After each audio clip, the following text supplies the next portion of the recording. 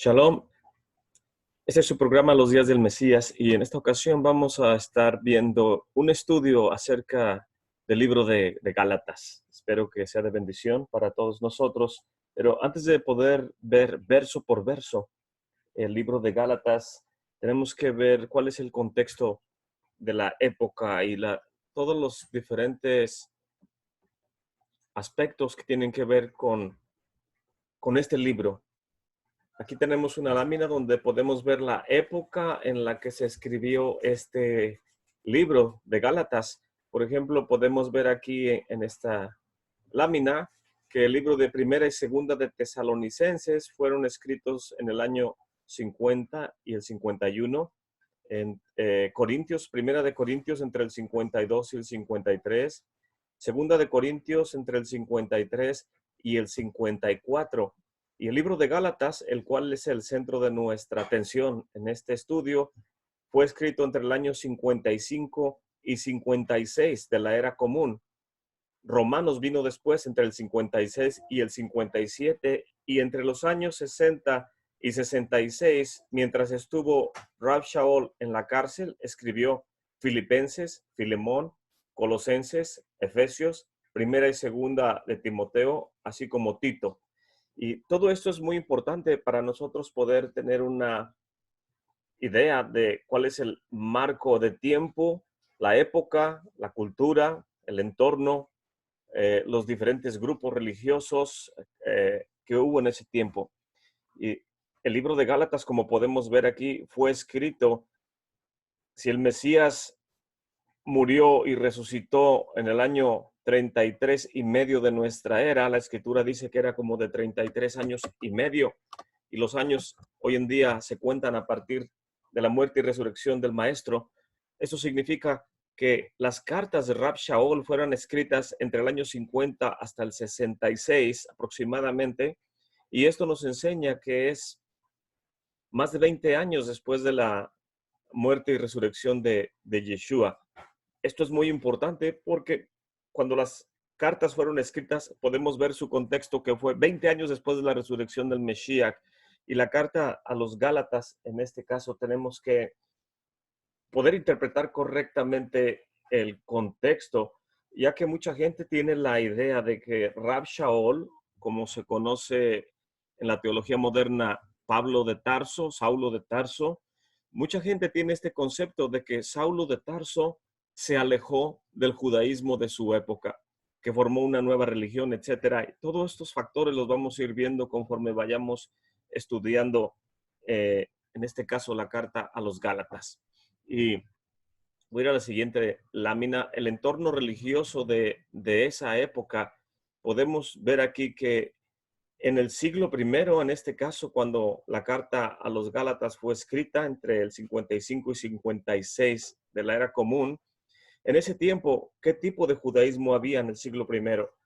Tenemos que los historiadores nos enseñan que principalmente dentro del pueblo judío del siglo I existían los fariseos, y los fariseos estaban seccionados, o los podemos dividir en dos escuelas principales de la época, que es Beit Shammai, así como también Beit Hillel, la casa de Shammai y la casa de Hillel.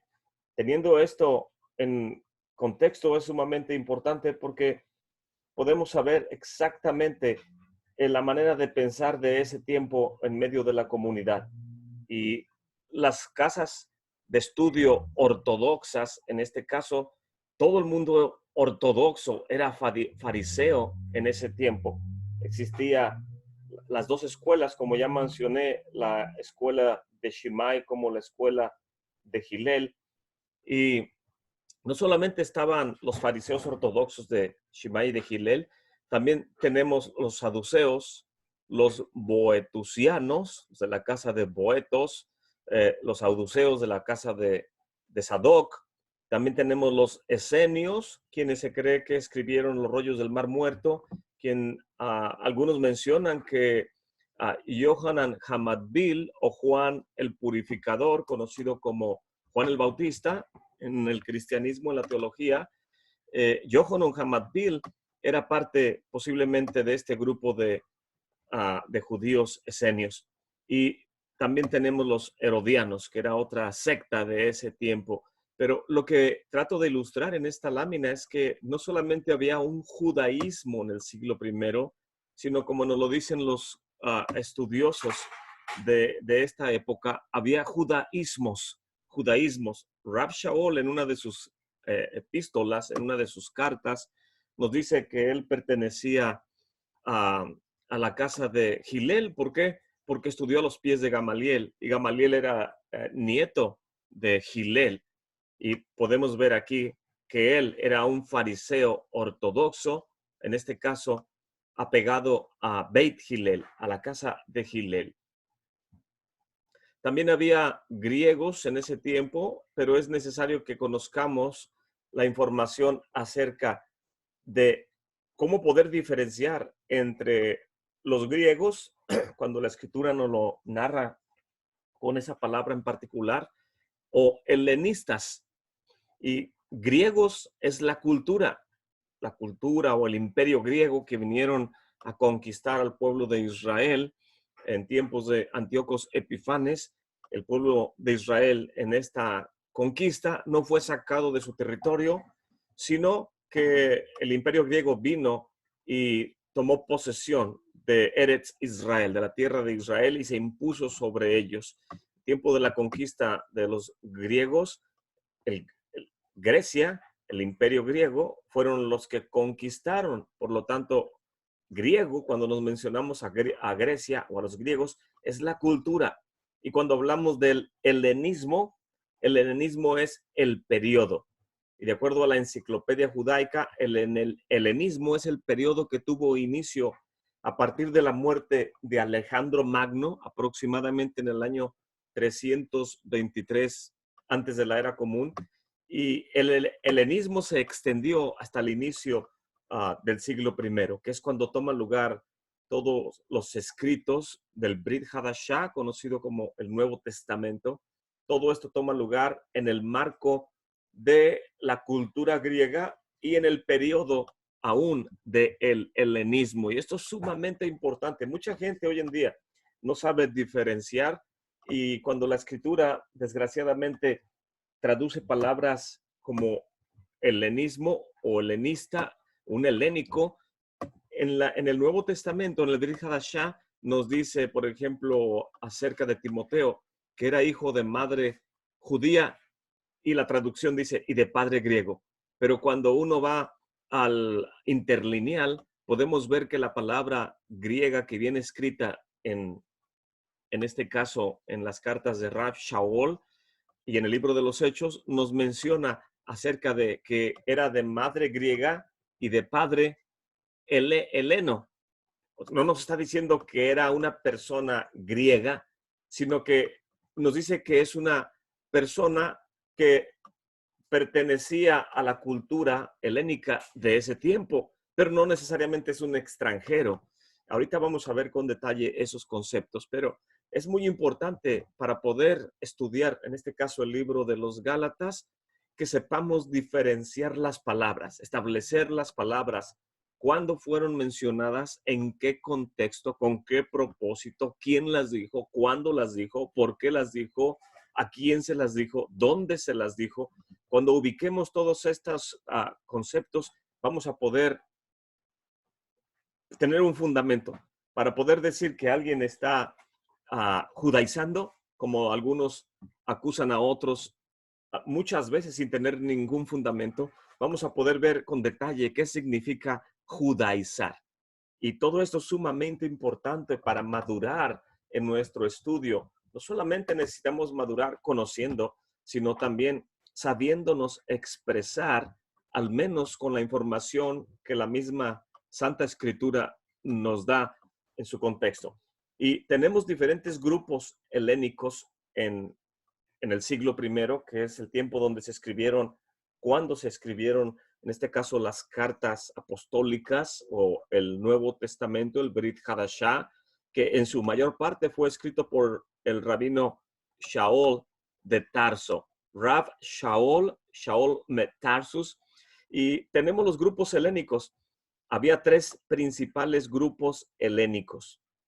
Cuando hablo de grupos helénicos, no me estoy refiriendo a personas griegas o a individuos que nacieron de familia griega, sino me estoy refiriendo a la cultura, a la práctica cultural de ese tiempo.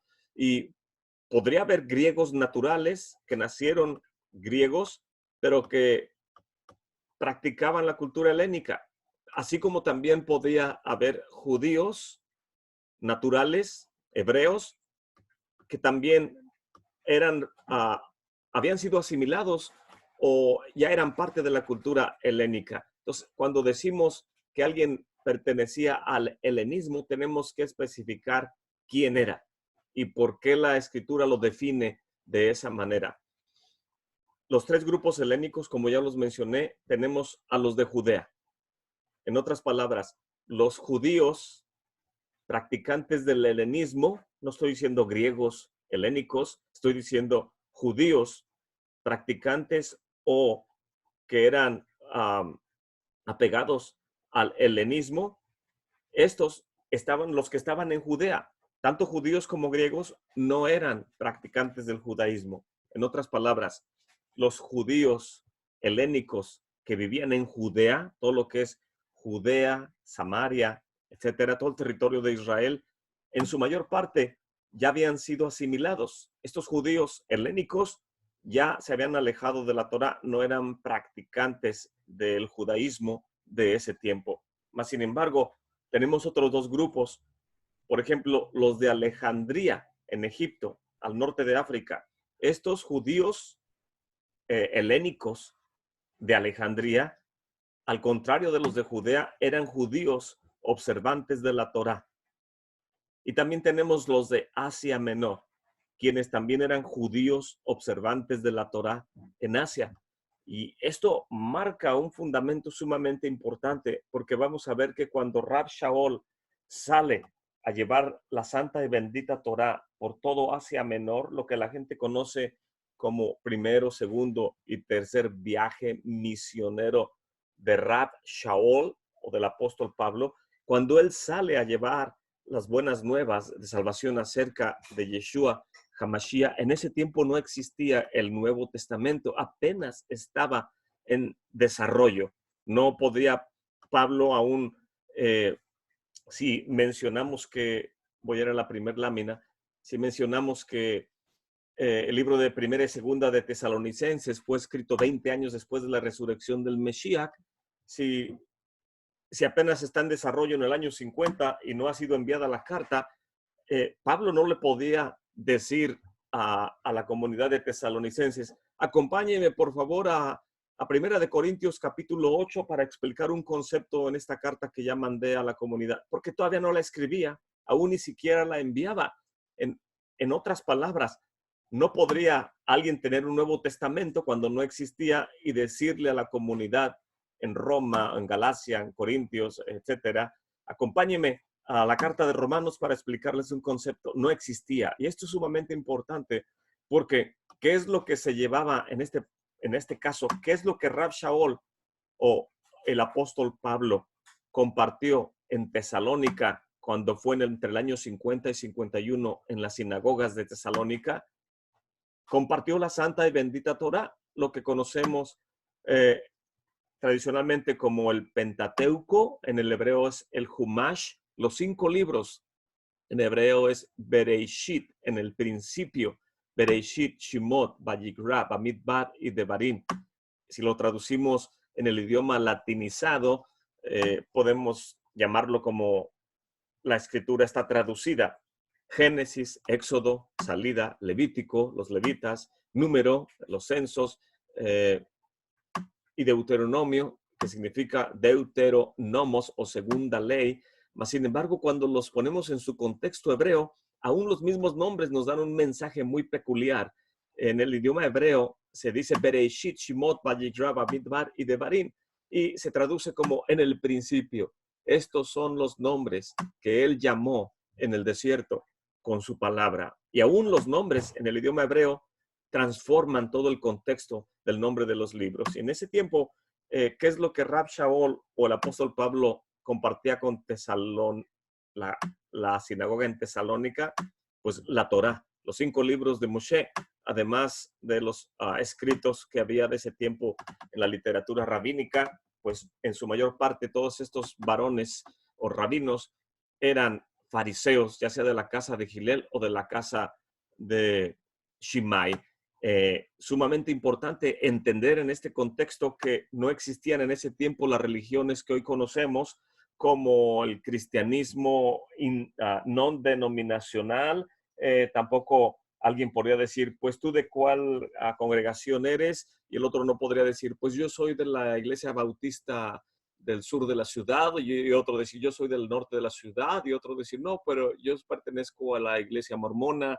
No existían en ese tiempo este tipo de teologías, ni ese tipo de religión como las conocemos hoy el día. Por lo tanto, el punto de vista bautista, el punto de vista mormón o no denominacional o teológico moderno de hoy en día es irrelevante. No nos sirve para establecer el contexto de las cartas que Rab Shaul envió en ese tiempo. Entonces, esto es sumamente importante. Y los grupos helénicos, en este caso, los judíos que habían sido asimilados en Judea, los simpatizantes de la cultura helénica, judíos, me estoy refiriendo, no estoy hablando de griegos naturales, los de Judea que no eran observantes, habían sido asimilados, los de Alejandría, que eran observantes de la Torá en el norte de Egipto, y así como los de Asia Menor, estos dos grupos de judíos sí eran observantes de los mandamientos de la santa y bendita Torá en ese tiempo. El libro de los Hechos nos narra cómo podemos diferenciar a estos dos grupos. Por ejemplo, el libro de los Hechos, capítulo 2, nos dice en el verso 5, moraban entonces en Jerusalén judíos. Lo tengo ahí con letra roja para que podamos diferenciar el contexto de lo que estoy tratando de explicar. Moraban entonces en Jerusalén judíos, varones religiosos, de todas las naciones que están debajo del cielo. Es lo que estoy explicando, que había varones judíos en Judea, Samaria y el norte de la tierra de Israel, así como también había judíos que eran religiosos que vivían en el norte de África, como en el caso de Egipto, en Alejandría, y los que vivían en el Asia Menor. El libro de los Hechos está hablándonos de estos grupos de personas de todas las naciones que están debajo del cielo, y hecho este estruendo se juntó la multitud y estaban confusos porque cada uno les oía hablar en su propia lengua. Estaban atónitos y maravillados, diciendo aquí, ¿qué no son galileos todos estos que hablan? ¿Cómo pues les oímos hablar cada uno en su lengua en la que fueron creados?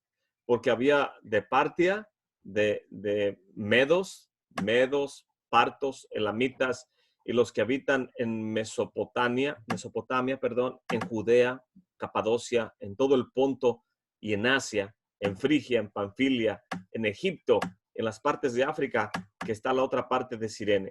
Romanos extranjeros. Aquí dice, este grupo de romanos extranjeros eran judíos y algunos también conversos.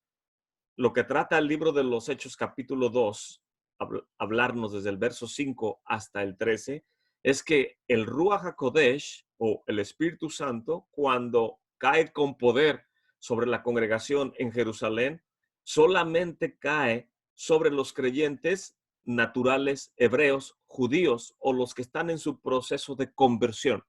No cae el Ruach HaKodesh, y nos lo especifica claramente la escritura en el libro de los Hechos, no cae sobre los no judíos hasta cuando Pedro va a casa de Cornelio y el Eterno lo manda para que vaya a hablar a casa de Cornelio, y cuando comienza a hablar, dice el libro de los Hechos capítulo 10, y dice, y estando aún hablando Pedro estas palabras, el Espíritu Santo, el Ruach HaKodesh, cayó sobre todos los que oían el sermón.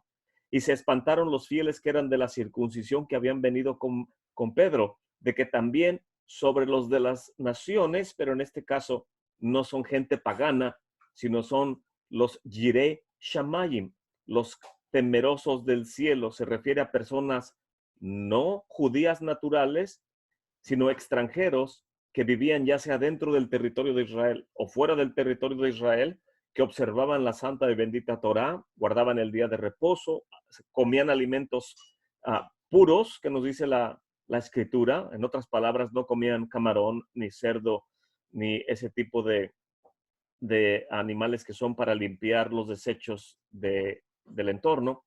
Y cuando Pedro está hablando a estos varones o a estas personas de entre las naciones, se derramó el don del Ruach HaKodesh, del Espíritu Santo, porque los oían que hablaban en lenguas y que magnificaban al Eterno. Y entonces respondió Pedro asombrado: ¿puede alguien impedir el agua? Aquí podemos ver que el Espíritu cayó, y cuando Pedro da el testimonio después en la carta apostólica, como lo es traducida en el libro de los Hechos capítulo 15, está narrando todo lo que sucedió. Dice, y quedamos asombrados de que como el Eterno también derramó sobre ellos lo que había derramado sobre nosotros. O sea, el mismo Espíritu hizo distinción de los que eran naturales como de los que no eran naturales, pero tantos unos como otros asistían a la sinagoga. El Espíritu no cae sobre paganos, el Espíritu cae sobre observantes de la santa y bendita Torá. Al menos esto es lo que nos da evidencia el libro de los Hechos cuando fue escrito en ese tiempo. Y también el libro de los Hechos capítulo 6 nos dice acerca de estos grupos de personas del siglo I. En aquellos días, creciendo el número de los talmidim, de los discípulos, hubo murmuración de los griegos contra los hebreos. Aquí la escritura, si usted va a una concordancia, va a poder ver en un interlineal que la palabra griegos es mal traducida, porque no son varones o personas naturales de Grecia, sino en la concordancia va a poder usted ver que dice helénicos. En otras palabras, eran judíos que eran observantes. En este caso ya especificamos que los que estaban en Asia Menor y en el norte de África, en Alejandría, eran piadosos, observantes de los mandamientos. Nada más los que eran naturales de Judea, esos habían alejado de la observancia de los mandamientos. Pero el libro de los Hechos nos dice que hubo murmuración de los judíos helénicos en contra de los judíos ortodoxos naturales de Judea, ya sea fariseos de Shimai o fariseos de Gilel, pero eran creyentes en el Mesías. Tanto los griegos, mal traducido aquí, tanto los judíos helénicos creyentes en el Mesías tuvieron murmuración contra los fariseos ortodoxos creyentes en el Mesías, de que sus viudas eran menospreciadas en el ministerio cotidiano. Así que los 12, los discípulos del Mesías, los 12 convocaron a la multitud de los discípulos y dijeron: no es justo que nosotros dejemos la palabra del Eterno y estemos sirviendo en las mesas.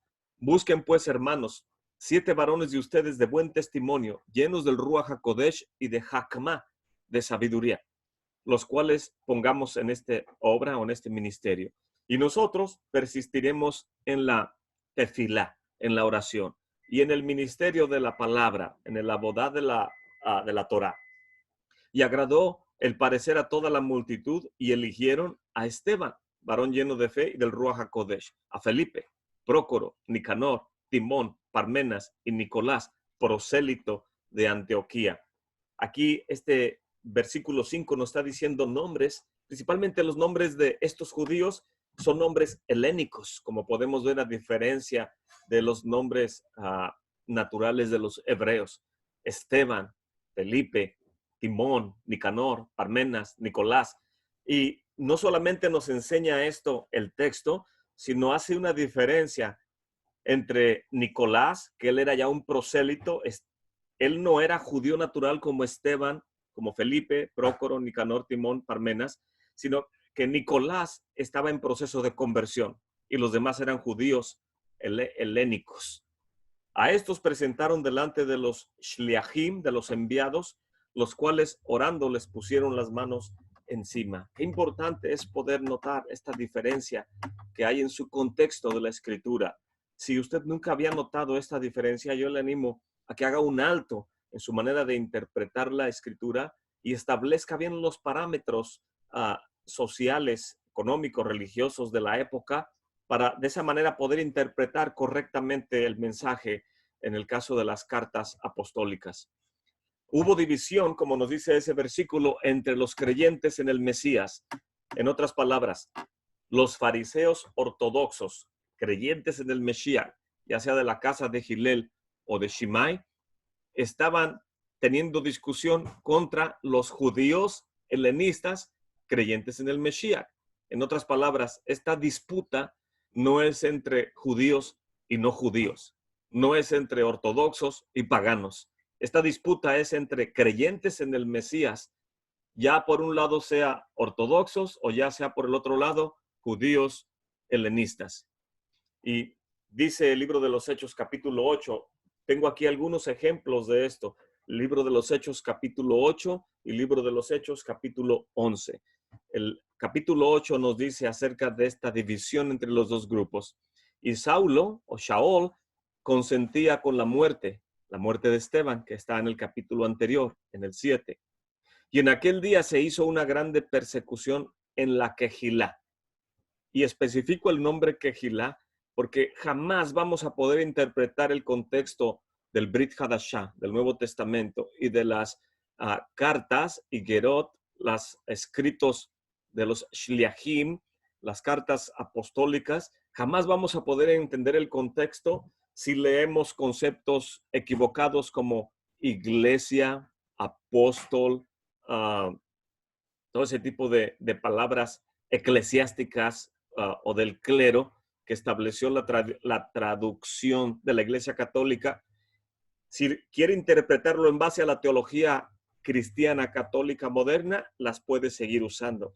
Pero si quiere ver la escritura, cómo se escribió en su contexto, cuando la pluma o la tinta del escritor la envió, entonces tenemos que ir a cómo fue que la escribió en ese tiempo. Y por eso enfatizo que hubo una grande persecución, no a la iglesia, porque en ese tiempo no existía ese contexto de iglesia. La persecución fue contra la Quejilá. Esa es la palabra original para un grupo religioso en el pueblo de Israel, una reunión. Y se persiguió a la Quejilá que estaba en Jerusalén. Y todos fueron esparcidos por las tierras de Judea y de Samaria, excepto los Shliachim. Y llevaron a enterrar a Esteban, varones piadosos, e hicieron grande llanto sobre él. Entonces Shaol asolaba a la Quejilá, entrando por las casas y trayendo a hombres y mujeres, y los entregaba en la cárcel. Aquí podemos ver la persecución era de los judíos ortodoxos fariseos, creyentes en el Mesías, en contra de los judíos helenistas, creyentes en el Mesías. En el siglo I, por lo tanto, judíos ortodoxos como judíos helenistas, observantes de la Torá, y además también los temerosos del cielo, los Yirei Shamayim, que son extranjeros comprometidos a observar la Torá y la Halajá, la ley judía, todos asistían al servicio de la sinagoga, ya sea los días de reposo en Shabbat o en los servicios que se hacen los días lunes o los jueves. Y aún más de 20 años después de la resurrección del Mesías, después cuando terminaba el servicio de la sinagoga, 20 años después de la resurrección del Mesías, tanto los no judíos creyentes en el Mesías no podían entrar a las casas de los judíos ortodoxos creyentes en el Mesías. Podemos ver el ejemplo de Pedro, que Rav Shaol o el apóstol Pablo lo reprende duramente. Dice, si tú siendo judío natural te comportas como alguien que no es judío, ¿por qué haces eso? Entonces podemos ver que estas cartas fueron escritas ya más de 20 años y aún 20 años después de la resurrección del Mesías, creyentes en Yeshua, de los grupos helenistas como de los grupos ortodoxos, no podían convivir con los de las naciones creyentes en el Mesías. Nadie estamos hablando aún de paganos o de gente que venía de otros países con otro tipo de creencia. No, estamos hablando de personas que creían en el Mesías, leían la santa y bendita Torá. En ese tiempo no existía el Nuevo Testamento y ya había disputa, ya había acepción de personas. ¿Por qué? porque las casas fariseicas de ese tiempo, en este caso la más estricta, que es la casa de Shammai, Beit Shammai, ellos restringían a los de las naciones de poder venir a la sinagoga porque no estaban seguros si eran observantes de los mandamientos completamente o si eran transgresores y podían contaminar a los demás. La contaminación ritualística de lo cual la Torá prescribe para el servicio del santuario, pues cuando todo esto es escrito, el Santo Templo aún está en funciones, como nos lo dice el libro de los Hechos. Y tenía la gente que ser cuidadosa de no entrar a una tumba, no contaminarse de muerto. Y si algún no judío creyente en el Mesías había tenido un funeral y no se había purificado, de acuerdo a lo que la Torá prescribe, no podía tener comunión con los demás. Entonces, de esto se cuidaban los que eran más estrictos. Y era natural, cualquiera lo haría. El libro de los Hechos, por su parte, nos dice, y escucharon los shliachim, los enviados, mal traducido como apóstoles, escucharon los hermanos que estaban en Judea, que también los de las naciones habían recibido la palabra del Eterno. Me refiero a los que son extranjeros, pero no paganos, sino extranjeros como Cornelio. Ellos también recibieron la Torá y creían en el Mesías. Y cuando Pedro subió a Jerusalén, contendían contra él los que eran de la circuncisión. Aquí podemos ver que la escuela de Shammai, que eran los más estrictos, creyentes en Yeshua, no estoy diciendo que no eran creyentes, estos eran fariseos creyentes en el Mesías, pero sumamente estrictos, le estaban reprochando a Pedro: ¿por qué has entrado a casas de varones no judíos, no circuncidados, y has comido con ellos? Este era el punto álgido del siglo I. Más adelante vamos a continuar con la segunda parte.